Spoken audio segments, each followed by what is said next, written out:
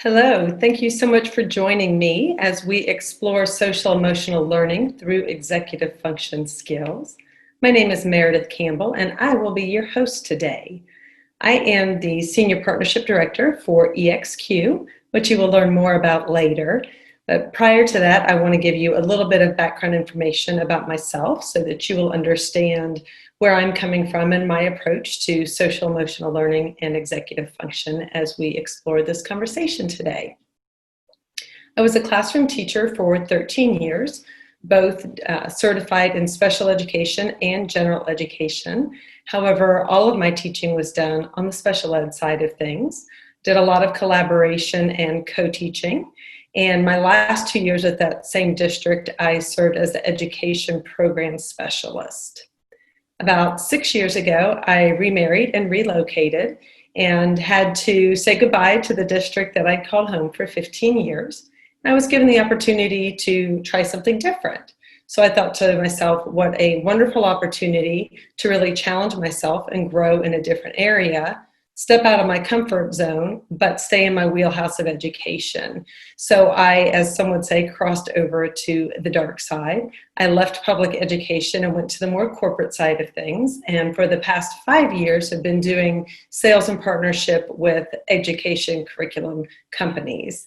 And you'll learn more again about EXQ later today. But this role is really the perfect culmination of all of my professional years experience. And it brings together, first and foremost, my passion of education. I will always consider myself first and foremost an educator, but this particular area of social emotional learning and executive function is very near and dear to my heart.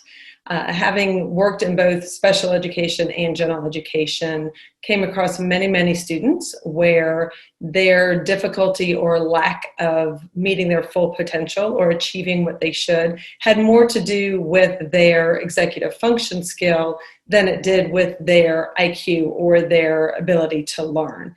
So with that, I want to dive into today's conversation. We're going to explore social emotional learning as a whole. We're going to talk about some different areas that are particularly critical today in our unsteady and ever-evolving educational landscape that we're facing right now. We'll delve into some particular strategies that you can use with your students, as well as talk a little bit more about EXQ and our executive function program. So with that, I am going to share my screen. At the end, you'll have an opportunity for questions and answers, as well as I will provide our contact information. I would love for you to reach out so I can learn more about you and your school and your student needs and how we might work together. So with that, let's explore social emotional learning. Thanks so much for joining. So today we are going to talk about social emotional well-being, particularly through executive function skill. Again, I know that you guys are muted, so if you'll give me a thumbs up or a thumbs down or a sideways thumbs with how familiar you are with executive function. If you're very familiar, give me a thumbs up, not familiar at all, thumbs down, or, okay, good. Great, that gives me just a little bit of background information and lets me know your background. I'm going to shore this up real quick. There we go. Okay, so I'm assuming that you guys are more familiar with the broader term of social emotional learning. And CASEL, which is the Collaborative for Academic Social and Emotional Learning, states that social emotional learning is how children learn to understand and manage their emotions, set goals, show empathy for others, establish positive relationships, and make responsible decisions. It's how you get along with others, most specifically, and how you get along and cooperate with the world around you. As part of their definition of social emotional learning, CASEL identifies 5 pillars, and we're going to dive into each of these in more depth later in the presentation. But just to introduce them, they are self-awareness, self-management, social awareness, relationship skills, and responsible decision-making. Recently, Education Dive did a research project And they were specifically interested in administrators' perspective on social emotional learning and its importance. We tend to always focus on the rigor of our academics and our test scores, but over the last decade, this whole other area of learning has really been brought to the forefront. So Education Dive interviewed administrators from across the nation, and all of them across the board, 100% of them stated that they believed social emotional learning and executive function skills are paramount to students' academic success. Every single one of them did. But diving deeper into that, they broke their research down into the areas here at the left, into which areas of social emotional learning are being taught through formal lessons as part of their core curriculum. Even the highest of those, recognizing strengths, is only at 61%. When you get down into some of these other ones, self-efficacy, the ability to self-advocate, being able to analyze their task expectations, being able to self-monitor whether or not their work habits are effective. Scores are very, very low. A third, less than a third, and all of these things are skills that are particularly important at the middle school and the high school level, because at the elementary school level, let's face it, it's more the teachers and the parents that are keeping their thumbs on the kids and making sure that they're following through with tasks, writing things down in their agendas, and all of those things. Around the middle school ages, when we really start transitioning kids to having that self-efficacy, to being responsible for their own schoolwork and all of those things that go into it. So knowing the importance of social emotional learning and executive function, are we effectively addressing them? And this is really, really a critical question right now, more than ever. So many of our students nationwide are doing all of their learning virtually. And I believe in Nevada and parts of Florida still too, that you guys are doing a lot of virtual learning. We do have some districts in the Atlanta area here that are back to school face-to-face. We have a lot of that are doing a hybrid, and then we have some that are still completely virtual. But this is a really, really critical time for our students, because their traditional way of knowing how to do school has been flipped on its head. So we're going to dive into what these different pillars of self-awareness, social emotional learning are, and then we're going to talk about how they're impacted in the classroom right now. So getting back to those 5 pillars identified by Castle, the first one is self-awareness. And this essentially is the ability to accurately recognize your thoughts and your emotions and the collective influence they have on attitude, behavior, and actions. And you guys as educators know that that attitude for your students is huge. If your students have a bad attitude towards learning, you kind of lost the battle already. So helping them develop those skills to keep a good attitude and then to have corresponding good behaviors and actions are really important to their success in the classroom. Self-awareness hinges on executive function to accurately assess those strengths and limitations, as well as maintain the flexibility and willpower and growth mindset to make self-change. And even more specifically, teaching self-awareness produces a well-grounded sense of competence, and again, that self-efficacy for students to know that they have the skills to handle everything they need to handle academically and otherwise. The second pillar of social emotional learning is self-management. And this is pretty much exactly what it sounds like. It's the ability to effectively regulate your thoughts and feelings and emotions and your corresponding behaviors in challenging situations. And that final part there, the challenging situation, is really key there. It's easy to keep a level head and stay on task when everything is going as expected. When things get stirred up or things change and you're faced with a different scenario than you were expecting, and all of a sudden you're being challenged to come up with different solutions.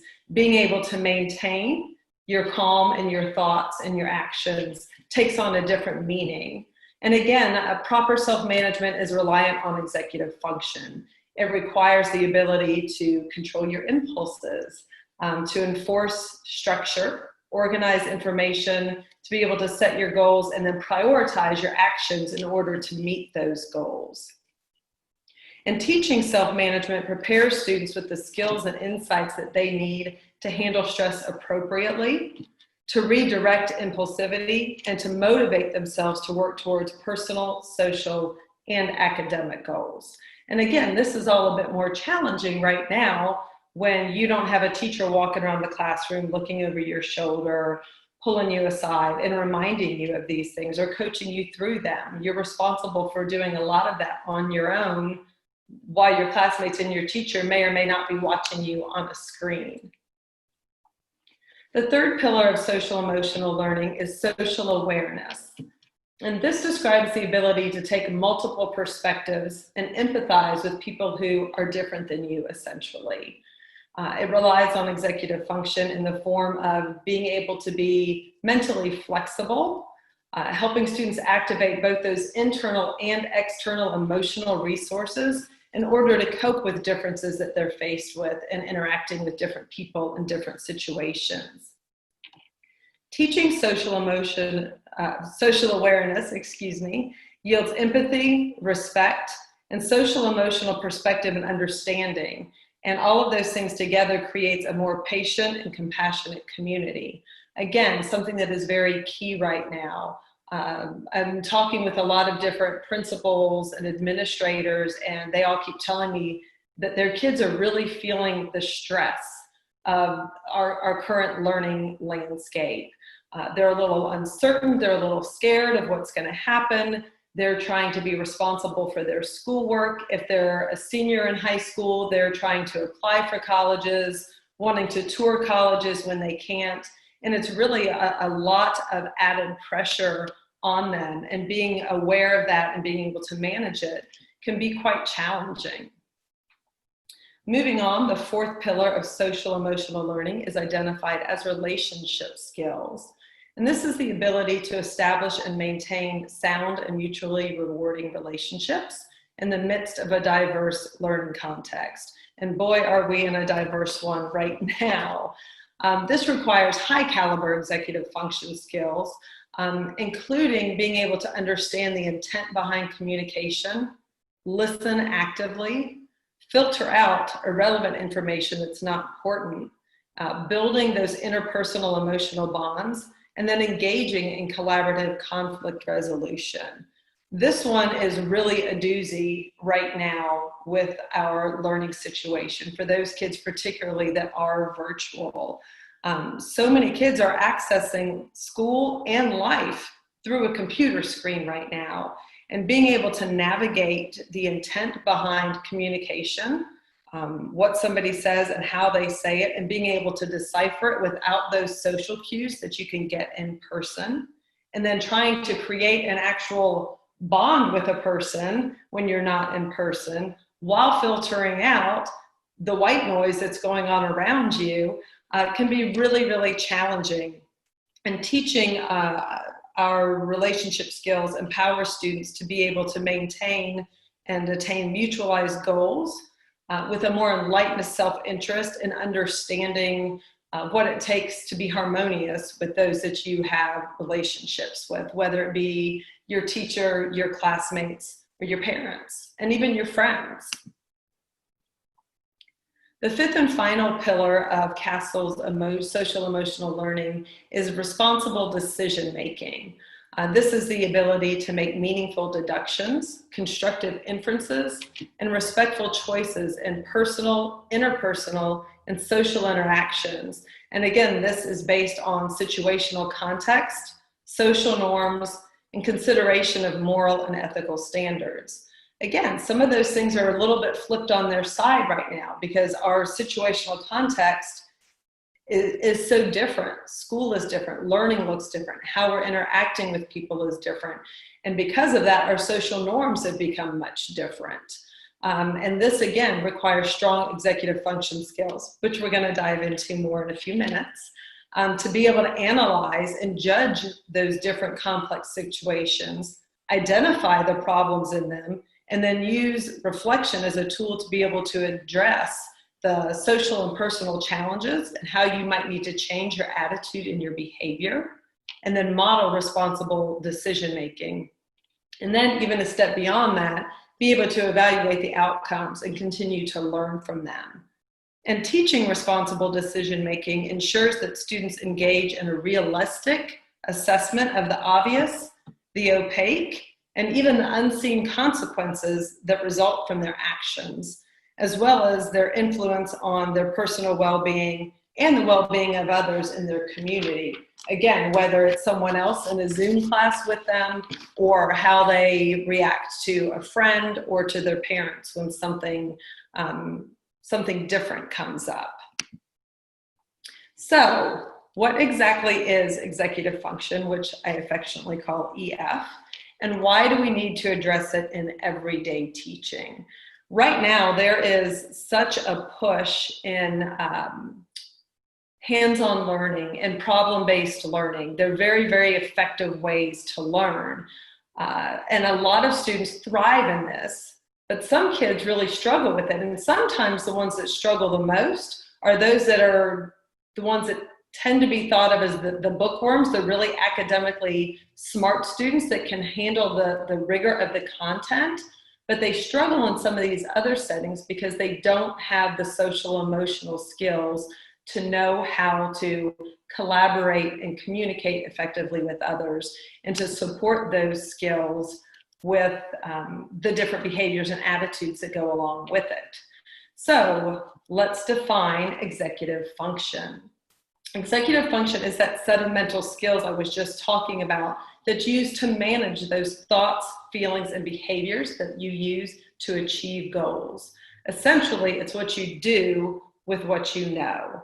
It allows us to figure out our goals by ourselves and for ourselves, and then be able to direct our effort and our attention towards those independently. So we often hear that kids have so much on their plate. They've got so much to juggle. And this graphic here really does a good job of summing that up. I wouldn't go back to high school for anything, and I loved high school, but the weight the kids have on their shoulders now, and it starts even earlier in middle school. They've got, their day-to-day expectations in their classes. They have homework and projects. They might have a part-time job. They might be in band or on sports. They've got their friendships. They might have their first boyfriend or girlfriend. They might have church activities. And then they've got their family relationships as well. That's a whole lot that they've got going on that they have to balance. So to speak, the plate that holds all of that is their executive function. If they don't have those strong mental skills to be able to handle and juggle all of that, they're not going to be able to juggle all of it successfully. So executive function is that plate that allows them to hold all the different servings they have to balance. This is another graphic that I like to use. The one in the upper left corner, your school probably has something similar to that to represent personalized learning and how they like to support their students to get them college and career ready. The icon on the bottom right is kind of the way we imagine executive function. It's that platform, those behind the scenes. Some people refer to them as soft skills that allow students to be successful in their academics, their extracurriculars, their college and career prep, and their family and community relationships. And it allows them to develop strategic thinking and self-awareness that allows them to be successful in all aspects of their life. So let's talk about what poor EF skills look like. If your students have good executive function skills, that may be why you're not as familiar with it, because you rarely have problems with them. They are attentive, they're on task, they turn projects in. When you have a long-term project, they're able to chunk it down into smaller pieces and meet deadlines, and then turn in a beautifully put together end product.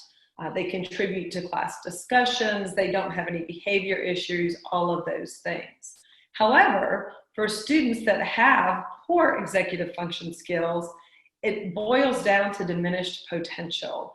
You might see a lack of focus, a lack of direction, or an inability to work towards their goals. Sorry, on my slide there, I just realized it says ability to work towards goals. They have that lack of ability to do so. They may have a poor awareness of their emotions, have difficulty collaborating, or present with disruptive behaviors. It's a lot easier to act out and be the class clown than admit that you don't understand what you're supposed to be doing. They may have trouble with deductive reasoning and situational critical thinking.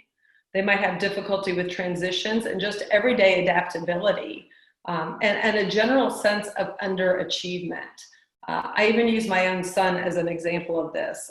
He's well out of school. He's a fireman and an EMT now. But when he was in high school and then even into college, brilliant young man, his IQ is off the charts, but he had massive issues with attention and focus. And because of that, his grades weren't what they should have been. He was never a behavior problem at all, but quite honestly, he almost flunked out of college after his freshman year, because when he lived under my roof, and again, I was there kind of pressing on him all of these things, and in retrospect, didn't do enough to push his own self-efficacy and to build these skills. When he went to college, he went 7 hours away and did not have the skills to support everything that he needed to do. We regrouped, we got him back on track, got him to buy into some strategies and building these skills, and he did much better after that. But he was a prime example of having poor executive function skills. I'm proud to say some of those solutions and strategies that he came up with himself have stuck with him, and he's very successful in what he's doing now. And I credit that to him taking it into his own hands and building those strategies for himself. As I mentioned earlier, social emotional learning as a whole, as you guys know, has become a very popular buzzword over the last several years in education, but it's become really, really urgent and critical over the last 6 months. It's really been pushed to the forefront, and particularly executive function as part of that. And a huge part of that is what we've already discussed, are the varied forms of instruction that are going on now. The virtual, in-person, or a hybrid of that. There are concerns for diminished focus and engagement with learning, not only as our kids have come back into school now. I think that most schools, and certainly the hundreds of administrators that I've been talking with, came back to school this fall with a very well thought out and thoroughly developed plan for virtual learning. But when schools closed down in March with a week, sometime only days notice, teachers were left scrambling, knowing how to try to teach in this format.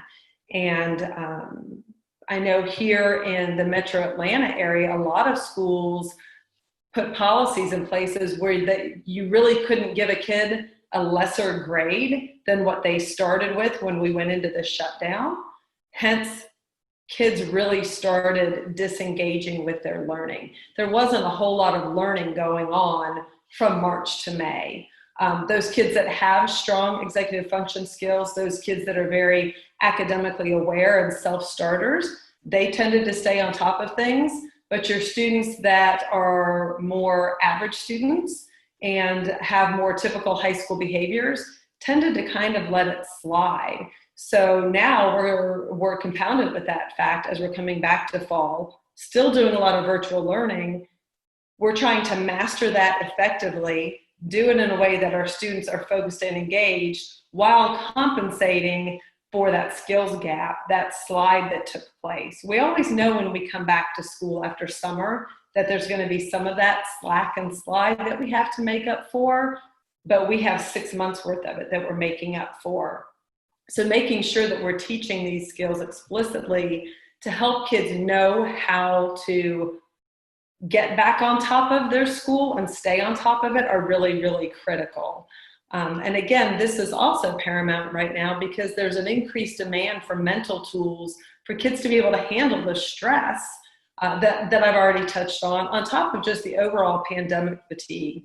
I don't know about you guys, but I'm tired of all of this and the stress of the unknown and not knowing when things are going to get back to so-called normal. And is this our new normal? What is school going to look like next year? What is, if you're in middle school, what's my high school experience going to look like if this is how we have to do it? For those kids that are juniors and seniors and really starting to look into college, they're very fearful of the unknown. The process of applying to schools, wanting to be able to visit schools, and then when they do get to go to school, are they going to be able to go live in a dorm and really have that full college experience? There's so much pressure on these kids right now to know how to handle it. If we as adults are struggling to handle all of it, we know our students are feeling it even more because they don't have the emotional maturity or the fully developed executive function skills to know how to do some of that. And on the teaching side of that, it's very difficult for you guys to be able to gauge your students' academic, emotional, and social well-being from a video screen. It's very hard to even be able to know, okay, they're logged in, I can see them in my Zoom class, but are they really doing the work? That's challenging enough, let alone being able to discern what's going on inside of them and how they're being able to handle that. So I want to look at this from a double-pronged solution. First and foremost, I want to give you some strategies that you can use to create what we call an executive function culture in your classroom or hopefully school-wide. And then we're going to dive a little bit deeper into how you can teach executive function skills explicitly. At EXQ, we fully believe that executive function skills need to be taught as directly and explicitly as your core curriculum classes, just like you teach a child to read, for example. So let's look into some very basic strategies that you can use within your classroom, in your schools, to try to build this executive function culture. The more everyone kind of has a shared understanding of these ideas and these processes, the better everyone can fall in line with them, and it's definitely a more harmonious approach to school. If you can, during the day, just schedule some time to pause and identify both the cognitive and the emotional load that your students are carrying. I just talked about those a bit, and delving into those, just kind of touching base with your kids, identifying them, and then talk about the impact that that load is having on their attitude and behavior.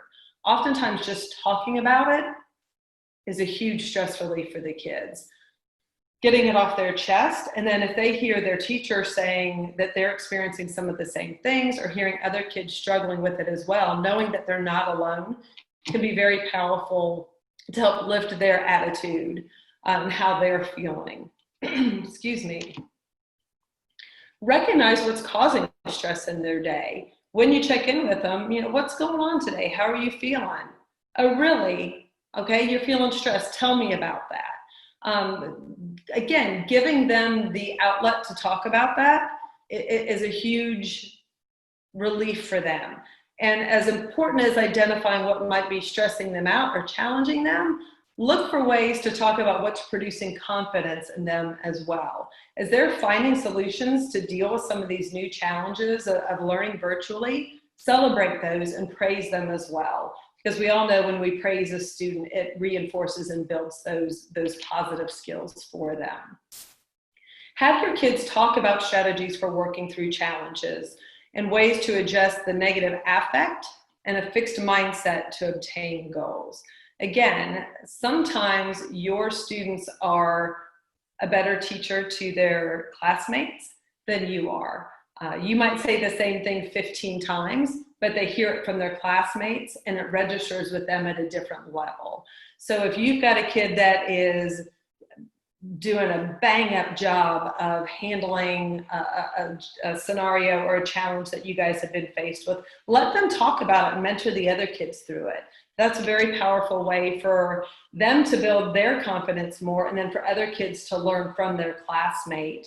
And maybe that carries a little more weight with them than just hearing you say it, say it again. But doing this will help them learn with ways to adjust, again, negative affect and how to overcome that.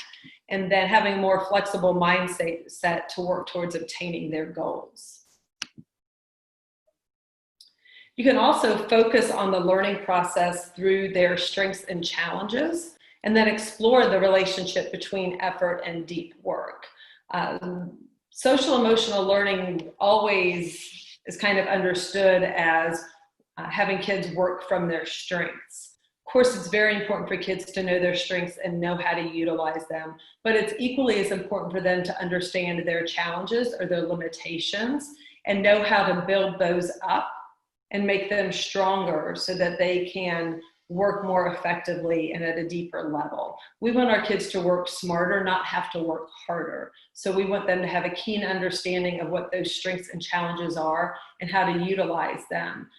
Use the strengths where they can and build from that, and then use their challenges to explore new ideas and new ways to handle things.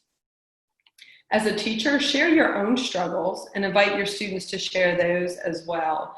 When you explain that as an adult, you're having a difficulty with something and how you've had to walk yourself through the steps to overcome it. Again, that's powerful for students to hear. They look up to us, they respond to our lessons in our personal lives because it's something outside of just what we're doing in the classroom. Have them listen.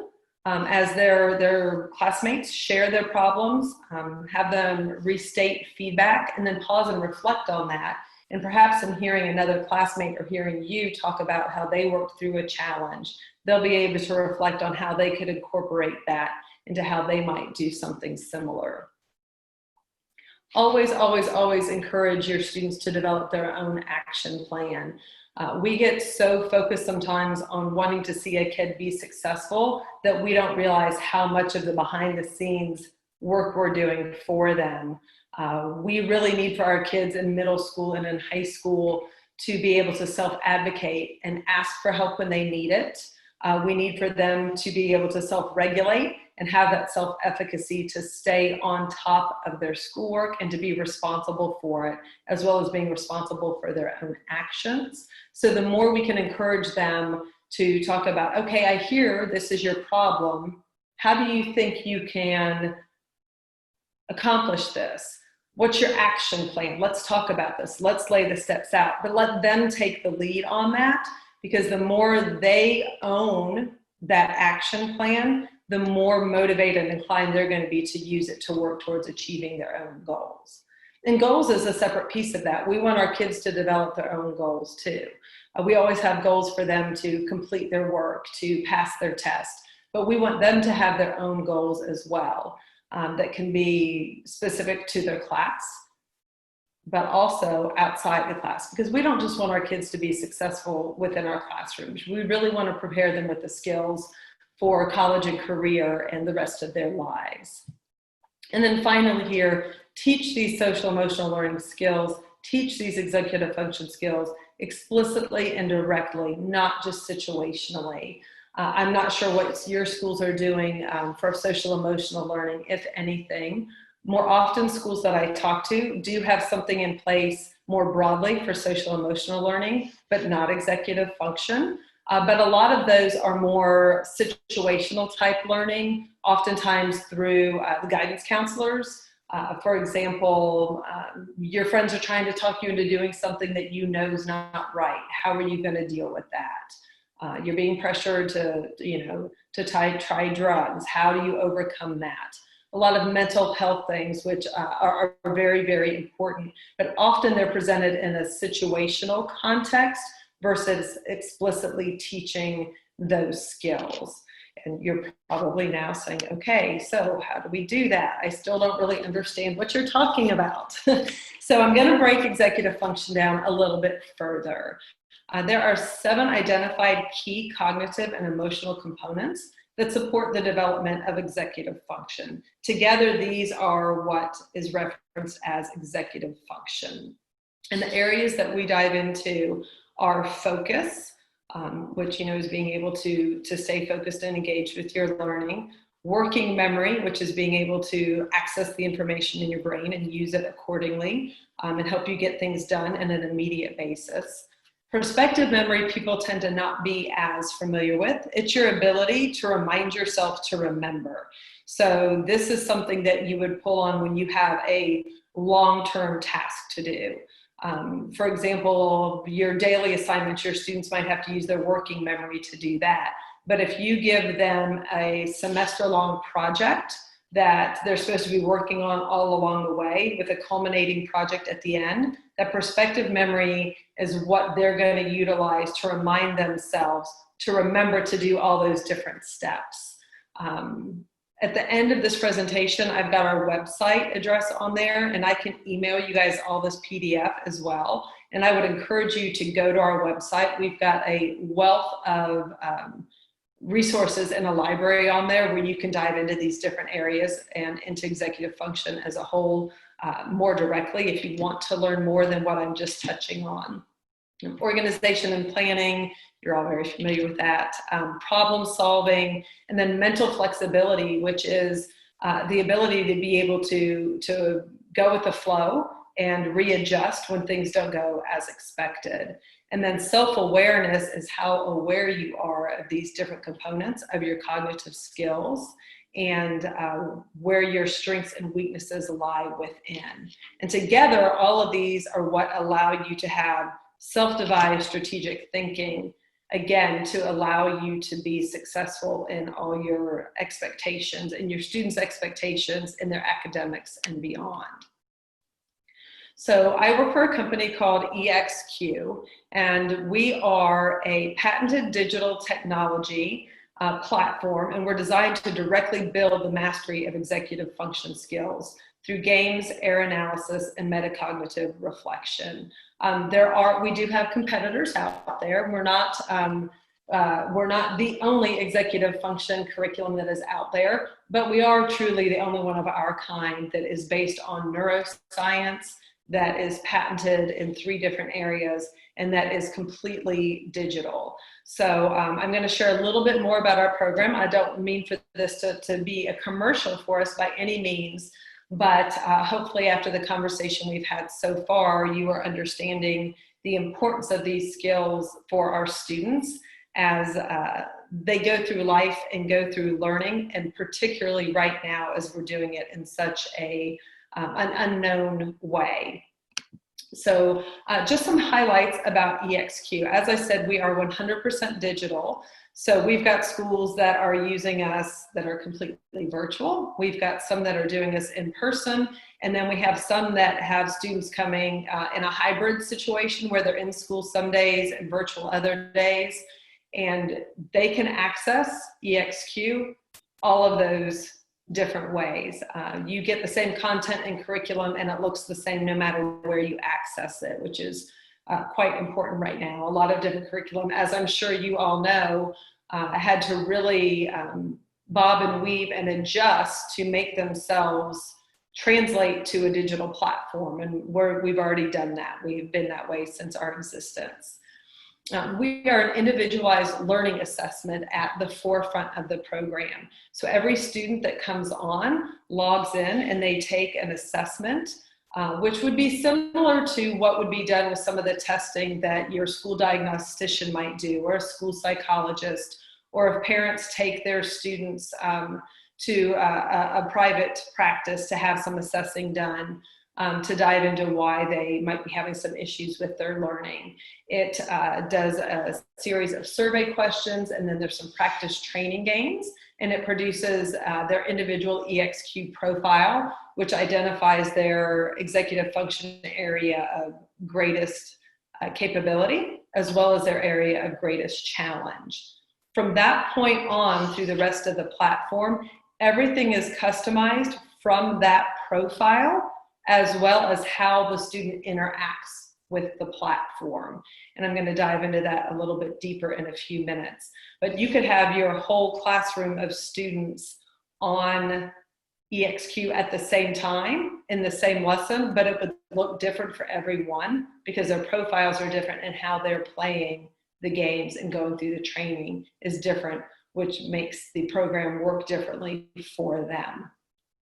Also, as part of EXQ, we have personalized virtual coaching. We have meta training and reflection. And then one of my absolute favorite parts is the teacher portal that we have. It is all inclusive. It does the assessment, it does the lesson plans, it does the coaching, it does the training, and it tracks the data for you. And then also, again, we have resources to help you build that executive function culture. And I'm going to dive into each of these sections a little bit deeper. So when you go into EXQ, once you work through the assessment and the profile, there are 3 different components to the training. Part 1 is the weekly game-based training, and that's what this screen looks like. And you can see here the different areas of executive function. The one that is highlighted is the primary focus of this game. But it does integrate components of the other areas in there as well, because just like in real life, we don't only use one cognitive skill at a time. They're reminded of what one of their goals is over here. And then the training game is, again, specific to that student, their profile, and it's designed to build and strengthen their ID'd areas of executive function challenge. The games are personalized to their individual profile, and then the complexity and the duration of the games that they're playing are dependent on the interaction of how they play the games as well. And as they play the games, it's being measured in 4 different ways. It's measuring their strategic approach, it's measuring their accuracy, it's measuring their self-awareness, and it is measuring their error analysis, their coaching as well. Let me move on to the next section. Every lesson, there are 20 lessons in a year-long curriculum. Every lesson has 2 different games. And again, the duration and complexity depends on each student and how they play. Part 2 of EXQ is our error analysis and our personalized coaching. And this is done after they complete their training games. This is one of our virtual coaches here. We have 5 different personas with different personalities, and the kids get to go in and choose which one they want to work with, and that is their coach throughout the entire program. But the virtual coach helps them reflect on mistakes in learning approach and execution, and they evaluate the immediate and long-term consequences of the process errors, and then they link those actions and emotions to how they impact the results. And then more importantly, they connect those skills and those learning processes that they identified in their coaching. They link those to the classroom and work study habits. And they connect the actions with SMART habits and mindset strategies for students to use to improve their school performance.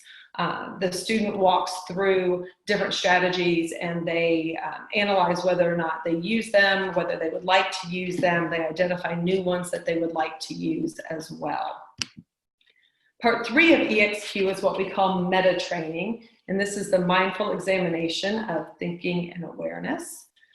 And in this area, we are presenting a series of metacognitive lessons that help reflect on the personal approach to learning and thinking. It assesses how the challenges impact their learning, their engagement, and their study skills. And they really begin to connect the cognitive skills to their daily work habits in the classroom. And they think about the value and the importance of having good, effective strategies.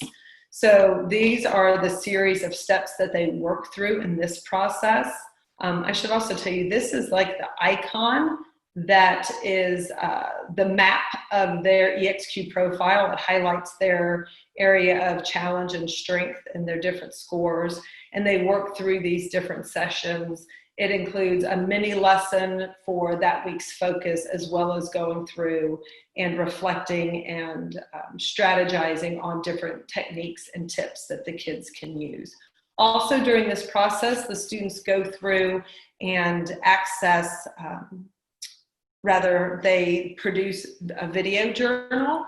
They're asked to keep a video log of different aspects of their training as they go along, and then they reflect back on that to hold themselves accountable and to see their own growth. There are also open-ended questions that are asked that they keep in an online journal as well, that they can track their growth with as they move through the system. The teacher portal, this is one of my absolute favorite parts of EXQ. The main idea behind it, obviously, is to train those social, emotional, and executive function skills to help kids be able to be masters of self-efficacy, but it's a really powerful learning teaching tool for your teachers as well. We track the data for you, and this allows you to scaffold and differentiate your teaching to meet your students' needs. This is a bird's eye view of the teacher portal. You can see at a quick glance all of your students. You can see what their strength is. You can see what their weakness is. You can see their meta-compositive score. And then when you're actually in it live, you can track trends. So for example, if you realize that 80% of your kids really struggle with working memory, you might want to rethink how you structure your classroom. You might want to have more visual cues on the walls to help them with things. For example, it allows you to, as an overview, design your approach to teaching at the same time that they're working on building their skills for learning. Diving down deeper, you also have access to each individual student's progress. This is their student dashboard, where you get to go in and you see their profile. You get to see, we call their strength their superpower. You see what their weakness is there. You get to look at their self-awareness scores, their strategic thinking. You have access to go in and look at their videos that they have created. Of course, they know you're doing this. You can also go in and read their entries from their journals. You get to go in and look at, as part of their meta training, they assess their work habits that they say they're using in class, as well as selecting different tips that they think they're using and ones that they would like to use. You get to look at all of that. You can compare it with what you know to be true that you're seeing them exhibit in the classroom. And then you can take a deep dive down into their actual scores in the training games and throughout their training. And all of this gives you a really deep insight to how they are functioning and their approach to learning. I like to give the example that I told you guys earlier that my background, all of my teaching was done on the special education side, but I did a lot of co-teaching, and quite often in my classroom, I might have 24 students that are in our classroom, and 8 of those kiddos were on my caseload. Well, because they had an IEP or a 504 plan, I had access to all kinds of different information into their learning styles, into their thought processes. I usually had seen their psychological. I had seen any kind of assessments that had been done, which gave me great insight into how to better teach them, to come up with meaningful, effective strategies to differentiate my lessons and my approach to teaching them according to how they would learn best. But we only had that information for those 8 students that were on my caseload. For the other kids in the classroom, we only got that kind of insight if the parents had had some private assessment done and volunteered that information. When you have a classroom of students that are all doing EXQ, you get that kind of insight for all of your students. So not only do you better know how to design a lesson, structure your classroom, you know how with each of your students to go in and look and see what their strengths and weaknesses are, and you know how to really dig down and differentiate in a way that's going to be more meaningful for them. So I love this as a teacher tool. And finally, EXQ, we really believe that the most prepared student is the one with the greatest self-knowledge and insight into their strategic thinking. When students understand how they learn and have a deep understanding of what their greatest strengths are, as well as their greatest limitations, they have a way to understand how they learn and better develop skills for their approach to learning and to be more successful. So finally, here is some additional information for you. I hope that the conversation about social emotional learning as a whole, and then educating you guys more about executive function, I hope that in and of itself was meaning for you all. And we're gonna see if we have some questions here in a moment. But I also would encourage you, if you just want to learn more about executive function, go to our website. Here's our address right here. We've got a wealth of information on there. We're on Twitter, we're on Instagram, we're on Facebook. There are also links there if you want to learn more about EXQ and how you can bring it to your school, which, by the way, we are offering 2 different things we're doing right now. One is a 2-week teacher launch where you can just get in and explore and play around with it. The other one we're offering is a free 8-week pilot as a try it before you buy it type thing. There's information on our website about that as well. Here you will also see my email, as well as that is my direct cell number. If you have questions, concerns about this topic as a whole or about EXQ in particular, I would be more than happy to chat with you.